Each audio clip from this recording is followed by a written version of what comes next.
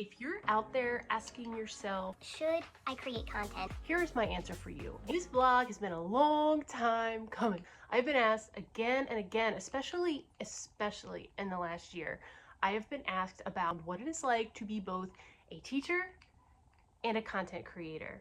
I get a lot of messages on Instagram coming from teachers who want to be content creators. They've either just started and they lack some self-confidence, I guess you could say, or they haven't started but they want to.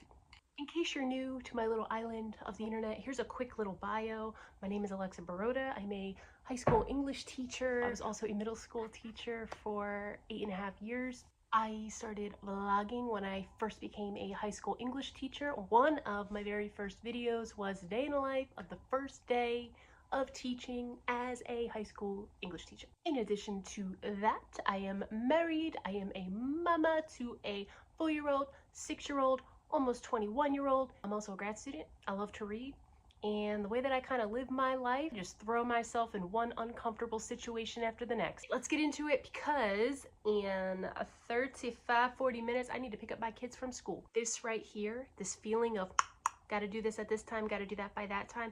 This is the feeling and the life of being a teacher, a mom, and a content creator. In this vlog, I am only addressing frequently asked questions that I've received one way or another in the last year, beginning with how I got started, why I got started. I've always been a creator. I didn't grow up with YouTube and all of that.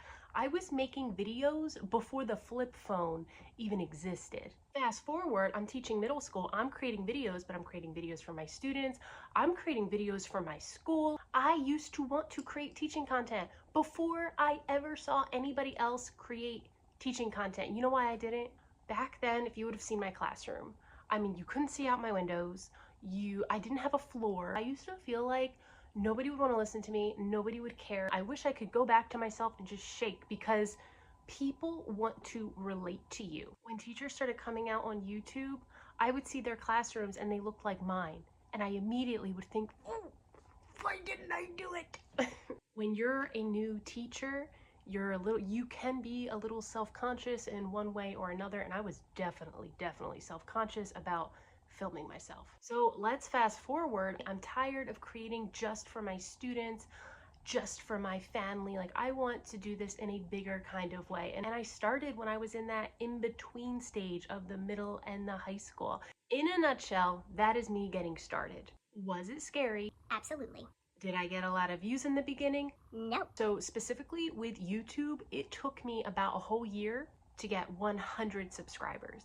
And when I hit that 100, in my head, I thought, there are 100 people out there who care about what's coming out of my mouth. I was honored. If you're out there asking yourself, should I create content or should I continue to create content? Here's my answer for you. If you're in it to become famous or super popular, have 1 million subscribers, you're going to have a hard time. There are so many highs and lows, ups and downs. And if you are only in it for the money, if you are only in it for the followers, you are going to let that control your emotions in, I'm just going to call it a toxic kind of way. So you need another reason to create content. Like anything you do in life, it's fun at first, but then it becomes mundane. At some point, that momentum comes out of it, and now suddenly you don't feel like doing it anymore because it's not fun. You don't feel like doing it anymore because you're not getting the views, and it starts feeling like this waste of time. To avoid that, have a bigger reason. I need to create. It lights me up inside. I feel a great sense of fulfillment in creating content that teachers can learn from. I tried doing the comedy, and it's great. It's fun. I love it. And honestly, the comedy gets the most views, if I'm being honest. But I would reach these moments where I'm like, what am I doing this for? What are people getting out of it? It just wasn't fulfilling enough for me. So for you, whether you're already creating content or you're thinking about it, just consider, what is that bigger purpose? Is it leading to a bigger goal? What is your why? As a teacher, I'm sure you've been asked about your why. We have all seen that TED Talk more than once. I'm asked all the time if I make any money doing what I do. I'm going to answer that question, but I'm going to save it for the end. Instead, I want to answer the next most frequently asked question. How do you do it? How do you find the time to be a mom and do this and do that and do that and create content and share content across these platforms? I love me some coffee. I'm not going to lie, I've gotten better, but usually on Mondays, I need to give myself something to look forward to. So I show up at work with like the biggest coffee mug ever, and I just fill that thing all the way to the top, and I literally look forward to it. But it doesn't give you true energy. The things that give you real energy are nutrients that you put into your body. Now, I don't want to make this a whole health video, so I'm just going to fast forward to one thing that I talk about pretty frequently because I believe in it. If you follow me, you know that sometimes I'll talk about magic mind. As a content creator, as a teacher, as a mom, it is so easy for me to feel scatterbrained and kind of lose focus, especially midday. When I first start taking Magic Mind, the first day or two, I definitely noticed that my focus is better, like 100%. But what the true magic is when I'm on days 5, 6, 7, my energy feels so good. That is the best part. You know, usually my body starts to feel down. I start to feel a little depleted around that 2 to 3 o'clock mark. After a couple of days in a row of taking this Magic Mind shot, I'm going to the gym. Like, with no problem. I don't have to talk myself into it. This really just keeps me going, and I feel good knowing that I'm getting like 100% every day vitamin C, vitamin D, ingredients that I can't find in my multivitamins. If you're interested in this, if you want to try it, it tastes great, by the way. I do have a code for you, Teaching with Alexa 20. As always, I will leave you a link in the description box. This code gets you 20% off a one-time purchase or up to 48% off if you sign up for a subscription. That is what I highly recommend. And you can cancel at any time. You probably won't cancel it. And this lasts for 10 days, so if you're interested, I would jump on it. What does it actually look like for me as a content creator? When am I creating? How am I creating? All of that. It depends on the month. I'm a part-time content creator. I consider someone who is a full-time content creator someone who posts consistently every day or every week. I do not do either of those things. I highly suggest that you learn from my mistake. I guess you could call this a mistake. The fact that I would do it again differently, I guess I'm calling it a mistake. Try to stick to one social media platform. At most two, but really one. I am on YouTube, I'm on Instagram, I'm on TikTok. I was on Facebook and I stopped. It's a lot. I feel like I would have 100,000 subscribers right now if I took all the energy that I put into TikTok and Instagram and just put it all into YouTube. But at the same time, if you don't see it just from a subscriber point of view perspective, I'm having fun. I enjoy each platform. That's why I am on each platform. But if you want to see maximum growth, you really need to give one your undivided attention. The algorithm only notices you if you're constantly posting. Something else, being across platforms, I can't begin to tell you the opportunities that being a content creator has afforded me. I'm not going to get into all of them, but just some examples. I have gotten pretty amazing products. I have been paid to do promotions. Sometimes people I know will see my face pop up in an ad. It's a little cringy, but it's cool at the same time. Teaching with Alexa is going to be published in a book by Dan Schutz. He's all over TikTok. Oh my gosh. He's just this amazing man. He was recently on the Kelly Clarkson show. Anyway, I got to collaborate with his upcoming book. I've gotten to speak to various administrators from around the country. I've been asked to be on podcasts, etc., etc., etc. This isn't money. I'm not getting famous for doing any of this. It legitimately is just cool. And these are opportunities that I never would have had if I were not a content creator. My goal, my aim is to post one video every other Sunday. Doesn't sound bad, right? So once a week, I'll record a vlog. It gives me plenty of time to record. It gives me plenty of time to edit. Doesn't take away a ton of family time. And that leaves time for me to create shorts and promote things on my other social media pages without feeling overwhelmed, boggled down. Except though, that it is so much more time consuming than you would think. And here's why. Our brains just can't stop thinking about content. The best way I can relate it is, you know how as a teacher, you're constantly thinking about your lesson plans? Ooh, I should do a lesson around that. And oh, I should grab that for this lesson. And I should get this for that student. It's no different with content creation. So just imagine the constant teacher brain. You got the constant content creator brain going on. So even though I'm not physically always making content, working on content, my brain is always thinking about content. I don't think a day has gone by in 3 years I haven't thought about a video that I would love to make. Most of the videos that I make are in my classroom. I tend to film during my lunch or after school. It can be kind of awkward. First of all, I don't mind filming during my lunch. I usually have plenty of energy by then. I don't really eat my lunch anyway, and if I were eating my lunch, I would most likely be grading, so it just gives me a reason to do something besides grade. The only time that kind of becomes an issue is when I need to interact with students, or if a student asks me to hang out in my room for any reason. I just can't say no to them. They are all about the TikToks. I'm going to be honest, there have been some weird moments. Let me explain. Weird moments. You know, most of your colleagues are leaving school, or they're on their way to something that they're getting paid to stay after school to do. And me, what am I doing? I'm like blocking my door and filming videos, which if you watch, I'm like laughing and I'm all around my room, and it's like the total end of the school day. I just wonder sometimes if they ever wonder what the heck I'm doing in my classroom. There are moments that I genuinely don't feel like recording. I said I was going to do it on this day, I'm going to do it on this day. I certainly don't want to do it tomorrow because now it conflicts with another obligation, so I'm doing it. Creating content for me is similar to going to the gym. Sometimes I don't want to go, I don't want to be there, but once I get into the cardio, once I get into it, I feel good. I think people underestimate how long creating content takes.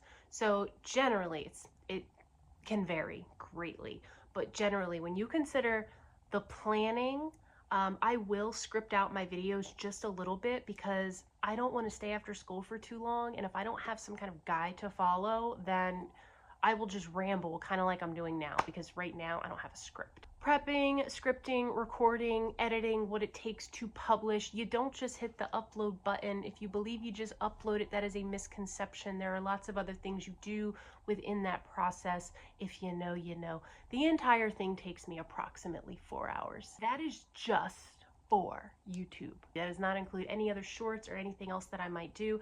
And this is why I cannot commit to uploading a YouTube video every single week.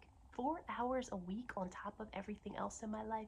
I just can't commit to that. Now, shorts, like what I upload on TikTok, Instagram, that's pretty quick. Honestly, that's why I think it's so saturated. I feel like 1 in 5 people create content on Instagram and on TikTok because it's so easy. I notice a huge difference with the community on YouTube versus TikTok and Instagram. TikTok, I get a ton of views, but in terms of community, like what community? All the trolls are on TikTok. It's like the scraps of a meal or something. Potato chips for the brain. It doesn't mean there's nothing to learn. It is hard to grow a community on TikTok. I love Instagram, and one of my favorite parts about Instagram is the easy messaging. I know that TikTok has the messenger too, but it's just not the same. I don't get nearly as much interaction. I don't really get any message interaction on TikTok. The problem with Instagram though, it is so hard to grow. It's so much harder to get subscribers. Though that number, the views and the subscribers, they don't matter anymore because I have had big things happen from small videos that have barely gotten any views. I've had big things happen from when I only had 200 subscribers. You gotta have that bigger why, because there are months where I am growing like crazy, and then I might go through a 3-month dry spell. It's just really stagnant. I might be getting 2 subscribers a day, then boom, I wake up one morning, I'm like, where did 200 subscribers come from? Being a content creator, it is a lonely road. Imagine something fantastic is happening on your channel. You don't know who to tell. I share everything with my husband. Sometimes he's really excited for me. Sometimes I can tell he's just giving me that look like, okay. If nobody tells you they're excited for you, tell me I'm excited for you. It's the same way with the lows. Sometimes when you start questioning, what am I doing this for? I'm not really making any money. This time that I'm investing in social media, I could have a second job making more money.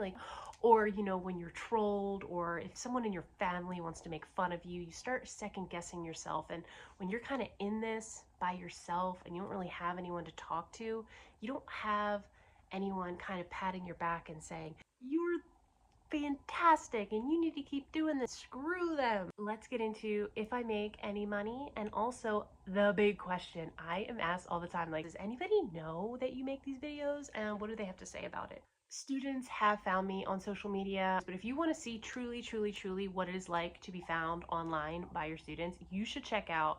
You have to go back. Maybe I will put a link to this in the description box. You have to watch this video of my students finding my channel for the first time and my reaction to that. So excuse me if I sound like a crazy person. Now, for my students, they either think it's really cool and they make me feel good about it, or they just don't care. Like, they care in the moment when they find out. They're like, oh, you do this? And they look and they usually say something positive or have like a good question, and then they forget about you. On to the next thing. 2 years ago, one of my colleagues, they found my Edgar Allan Poe. I'm in a Edgar Allan Poe costume, dancing around my classroom in a mustache, a wig, in a whole full costume. Can you imagine? She walked in and brought up the Poe video. I was mortified. The thing is, I love it, but when you know someone and they see you in that form. I had this icebreaker video go pretty viral.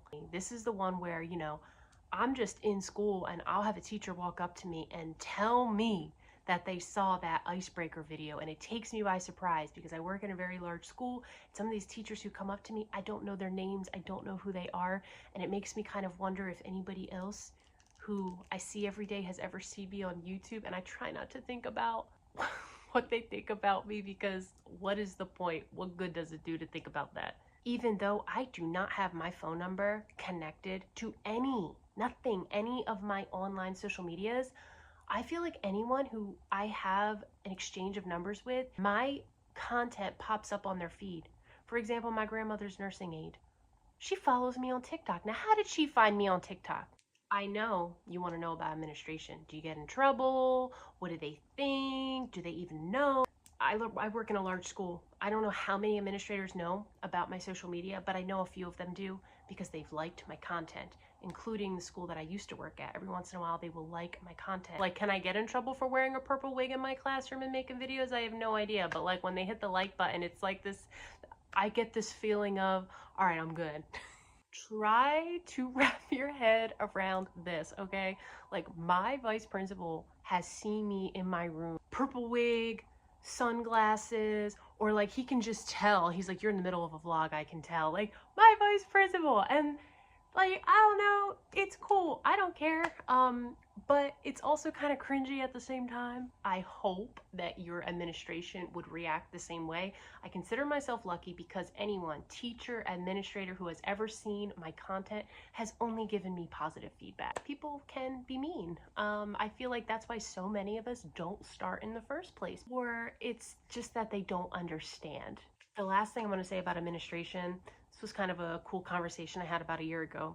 I had a vice principal kind of say to me, they told me that they really enjoy watching my content, and I told them that I was in school and that I was going for leadership, but I don't want to be a vice principal or anything like that. And I kind of went into detail about how being a vice principal, it's just a little too professional for my taste.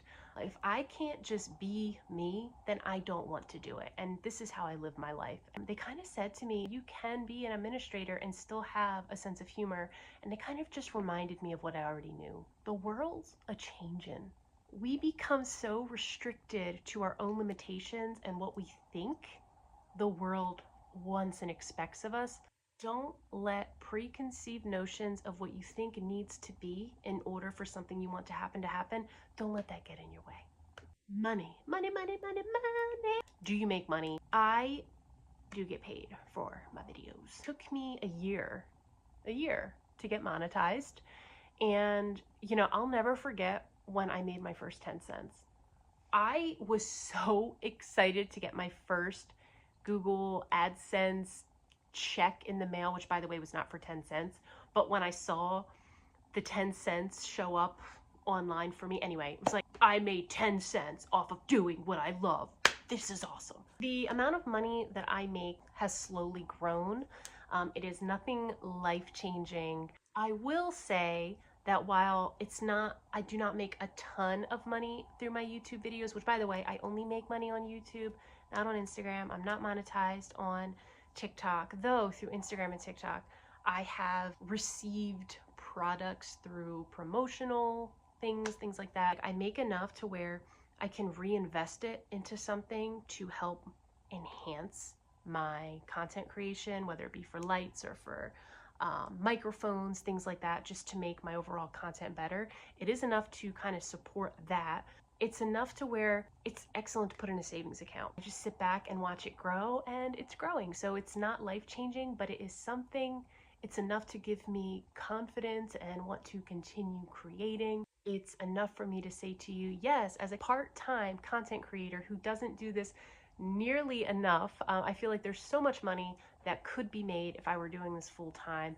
I haven't even touched the surface of what could be made on this platform. And yeah, it helps me to afford things like Magic Mind. And by the way, I want to remind you, Magic Mind Mental Performance Shot, if you want that 20% off or up to 48% off, the code is teaching with Alexa 20, or just click on the link in my description box. What I make isn't life-changing, but this drink is life-changing. If you're aspiring to be a content creator and you're a teacher or just anybody, please do it. Just get started. I was just going day by day. If you don't believe me, check out one of my very first videos. I've come a long way. All right, I'll see you next time.